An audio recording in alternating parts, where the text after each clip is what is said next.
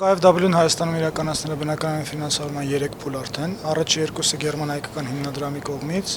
երրորդը իրականացվել է ազգային հիպոթեկային ընկերության կողմից, 1-2 տարվա ընթացքում այդ միջոցները երրորդ փուլը կազմել է 20 միլիոն եվրոյին համարժեք դրամ, ինչպես նաև սպասվող չորրորդ փուլն է։ Չորրորդ փուլը ունի որոշակի ուղղվածություն, ավելի շատ նախատեսում է, որ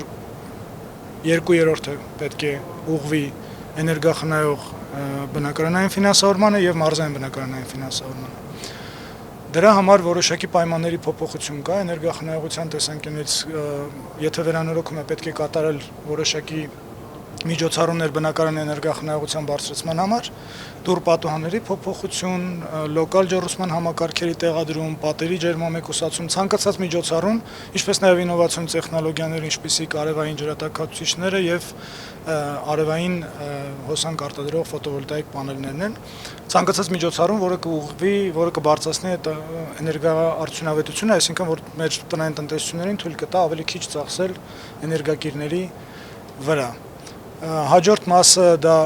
նաև էներգախնայող, էներգաարդյունավետ բնակարանների ձեռքբերման մասին է խոսքը, այսինքն բոլոր այն բնակարանները, որոնք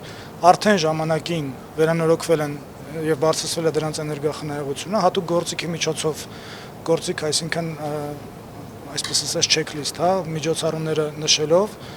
եթե դրական արդյունք ենք ստանում, դա համարվում է բնակարանը, երկրորդային շուկայի բնակարանը արդեն համարվում է էներգաարդյունավետ եւ դա արդեն նույնպես իր հերթին համարվում է էներգաարդյունավետ վարկ, այդ բնակարանի ձեռքբերումը։ Բացի դրանից նաև կան շենքեր արդեն, որոնք այս կամ այն կազմակերպությունների կողմից ունեն էներգաարդյունավետության անձնագիր, այսինքն որոշակի մակարդակ, որը թույլատրելի կլինի մեզ համար եւ դա նույնպես այդտեղից բնակարանի գնելը նույնպես կհամարվի էներգաարդյունավետ։ Նաև հնարավոր է բնականաբար առանձին անհատական տուն կառուցել էներգաարդյունավետության ստանդարտներին համապատասխան։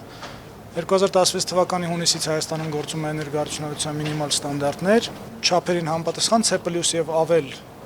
մակարդակ էներգաարդյունավետության մակարդակ ունեցող տները եւ նոր կառուցվող տները կհամարվեն որպես մեծ շահառու, այսինքն կարող են դրա համար վարկ վերցնել։ Ասեմ, որ մարզային եւ էներգախնայող վարկերը տրամադրվել են մեր բնակչությանը առնվազն 1% ավելի ցածր, այսինքն եթե այսօր շուկայական միջին տոկոսը 12-13% է, կախված իհարկե մեր գործընկերոջից, իրենց քաղաքականությունից գնային, ամեն դեպքում սովորական հիպոթեկից իրենք կլինեն ավելի մատչելի 1% ցածր։ Սահմանափակումներ տարիքային, եթե նկատի ունեք տարիքային ամուսնական վիճակ եւ այլն, ոչ մի սահմանափակում չկա։ Սահմանափակումները միայն կարող են կապված լինել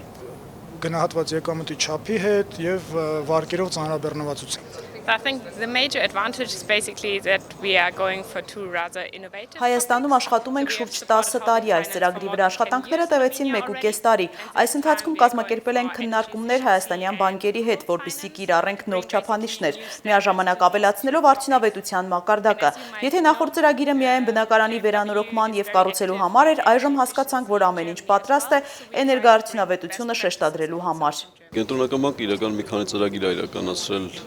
բանկերի հետ, ազգային հիպոթեկային ընկերության միջոցով, նաև բնակարանի երիտասարդներին վարկային կազմակերպության միջոցով, բնակարանային շատ ավելի մատչելի բնակարանային ֆինանսավորման համար։ Այս ծրագրի առանձնահատկությունը կայանում է նրանում, որ այստեղ հիմնական շեշտը դրվում է էներգախնայողության վրա։ Եվ գերմանական KfW բանկի հետ հիմնական պայմանավորվածությունն այն էր, որ հնարավորինս ցածր լինի տոկոսադրույքը, հատկապես եթե հաշվի առնենք, որ մարդիկ փորձելու են շատ ավելի էներգախնայող ծրագրեր իրականացնել, արդյունքում ունենալով թե խնայողություն հատկապես ձմռան ժամանակ, երբ գազի կամ այլ կոմունալ ծախսերը բավական բարձր են, եւ այստեղ տոկոսադրույքի բեռը փորձել ենք այնպես անել, գոնե 1%-ային կետով ավելի ցածր լինի, քան ընդունված սովորական կամ KfW հետ իրականացվող մնացած հիպոթեկային ծրագրերի տոկոսադրույքներն։ Ինչքան է այդ տոկոսադրույքը։ Դա բավական տարբեր է, այսպես ասեմ, այսօր միջին տոկոսադրույքը տարբեր բանկերի կողմից տարբեր տոկոսադրույքներ են կիրառվում, բայց բոլորի կողմից 1%-ային կետով մոտավորապես կիջեցվի իրենց կողմից տրամադրվող տոկոսադրույքը, բայց այսօր արդեն մենք ունենք միջին հիպոթեկային տոկոսադրույքը 12%-ի շուրջ տատանվող, որը բավական լուրջ ձեռքբերում է հաշվի առնելով Հայաստանում առկա երկարաժամկետ խնայողությունների ծավալը, որոնք շատ փոքր են իրականում։